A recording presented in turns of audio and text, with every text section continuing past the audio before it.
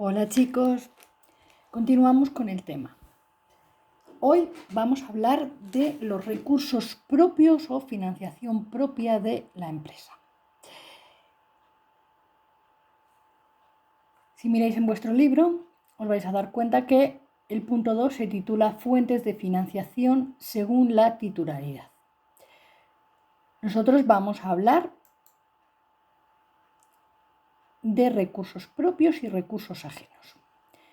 Los recursos propios ya hemos dicho que eran aquellos que pertenecen a los propietarios de la empresa, que pueden ser de carácter externo si son recursos que provienen del exterior de la empresa o que pueden tratarse de recursos propios de carácter interno, se han generado dentro de la propia empresa.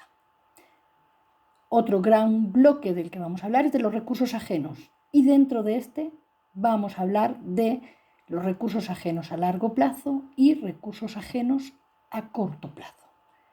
Aquellos recursos que no pertenecen a la empresa, por tanto tenemos que devolver y dependiendo del plazo de devolución vamos a hacer dos grandes grupos.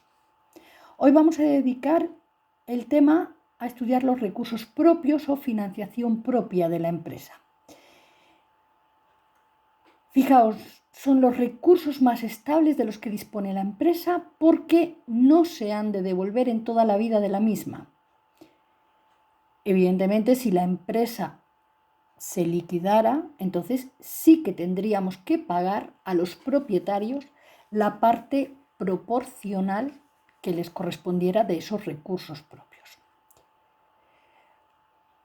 Fijaos, dice que por eso que son los que mayor riesgo tienen, porque en caso de quiebra, los socios van a ser los últimos en recibir la parte correspondiente. Primero habría que pagar todas las deudas de la empresa y lo que sobrara es lo que se reparte entre los socios. Dentro de la clasificación de los recursos propios vamos a hablar de recursos propios de carácter externo y recursos propios de carácter interno o autofinanciación.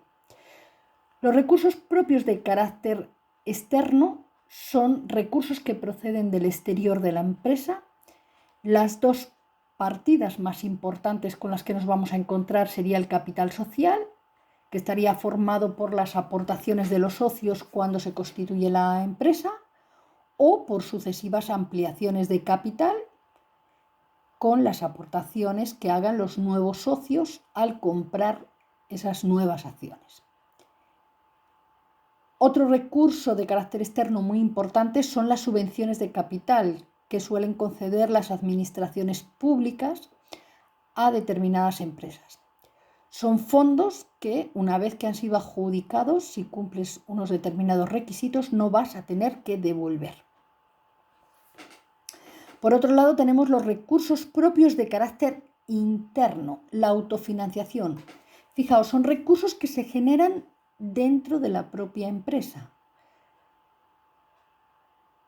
Aquí vamos a distinguir dos tipos de financiación interna o de autofinanciación.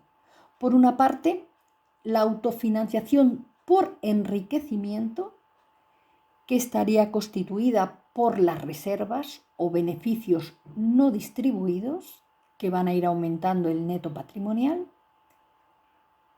Y por otra parte vamos a hablar de la autofinanciación de mantenimiento.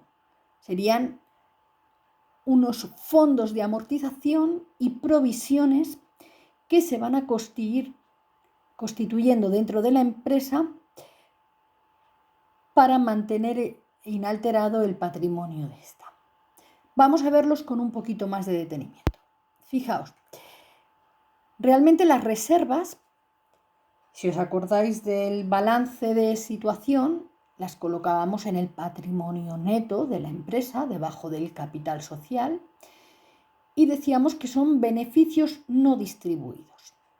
Vamos a hablar de tres tipos de reservas: las reservas legales, las reservas estatutarias y las reservas voluntarias. Cuando finaliza un ejercicio económico y se calcula el beneficio neto de la empresa, los accionistas tienen que decidir cómo se va a distribuir ese beneficio. Una parte va a ir a parar a reservas, es decir, se va a quedar dentro de la empresa, y otra parte se distribuirá entre los socios en forma de dividendos. ¿Qué parte se queda dentro de la empresa? ¿Qué parte no se reparte? Bueno, pues hay 3 tipos de reservas. Por una parte, la reserva legal. La ley nos dice que todas las empresas están obligadas a dejar el 10% de sus beneficios en forma de reservas hasta constituir una reserva legal de al menos el 20% del capital social. Es decir, una empresa con un capital social de 100.000 euros todos los años tiene que ir dejando el 10% de los beneficios en forma de reserva legal dentro de la empresa hasta constituir unas reservas legales por un importe de 20.000 euros.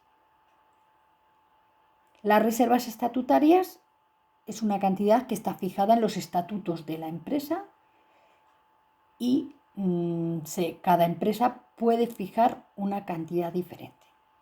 Y las reservas voluntarias se constituirían cuando los socios reunidos en Junta General acordaran por mayoría dejar parte de los beneficios dentro de la empresa. Suelen hacerlo cuando tienen previsto hacer alguna inversión nueva o nuevos proyectos y prefieren quedar parte del beneficio dentro de la empresa antes que pedir dinero prestado a las entidades financieras. Las amortizaciones se va calculando el valor que va perdiendo el inmovilizado dentro del proceso productivo.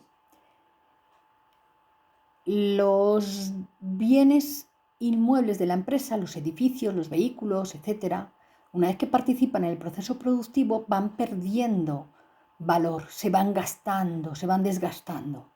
Bueno, pues todos los años calculamos cuál es el valor que pueden haber perdido esos inmovilizados y vamos constituyendo como un fondo año tras año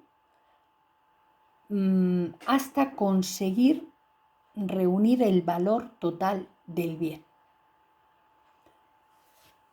La depreciación que se produce pues puede ser de diferentes tipos. Mirad, podemos encontrarnos con una depreciación funcional, es la pérdida de valor que tienen por el uso y desgaste. Una depreciación física simplemente por el paso del tiempo. Imaginar que tuviéramos un coche de hace 20 años, no lo hemos utilizado, está como el primer día parece, pero realmente tiene una disminución de valor considerable.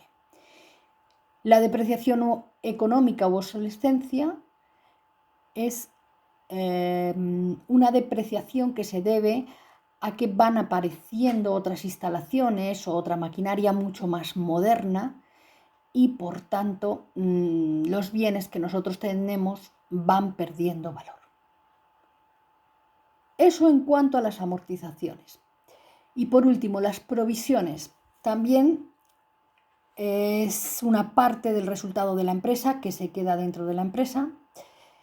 Cuando se prevé que va a haber algunos gastos extraordinarios o que algunos bienes van a sufrir una pérdida de valor importante, lo que hace la empresa es dejar parte del beneficio dentro de la misma en forma de provisiones.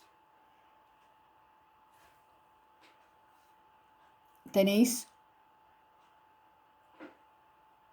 un ejemplo de cómo se realizaría una amortización y luego nos habla de las ventajas y de los inconvenientes que puede tener la autofinanciación para la empresa. Las principales ventajas es que la empresa tiene más autonomía y mucha más libertad de acción. Para las pequeñas empresas constituye a veces la única fuente de recursos financieros y aporta liquidez. Los inconvenientes, bueno, pues evidentemente si queremos autofinanciarnos, ir generando recursos financieros y que se queden dentro de la empresa, va a disminuir el porcentaje de beneficios que vamos a repartir y a veces se corre el riesgo de no gastarlos de la forma más adecuada. Fijaos que la autofinanciación de mantenimiento estaría formada por las provisiones y por las amortizaciones. No representan un crecimiento para la empresa, sino que lo que se pretende es que la empresa no se descapitalice, que siga manteniendo su valor. Os da aquí también la definición de dividendo, esa parte de los beneficios que se reconoce a los socios.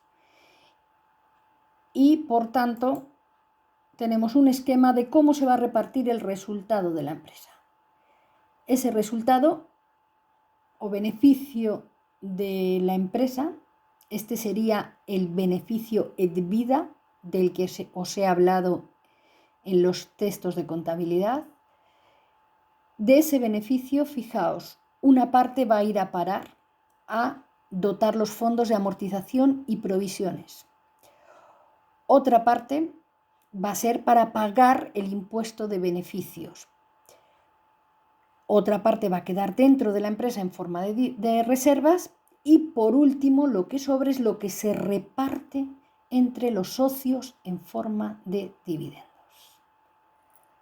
Bueno, espero que os haya servido de ayuda el vídeo.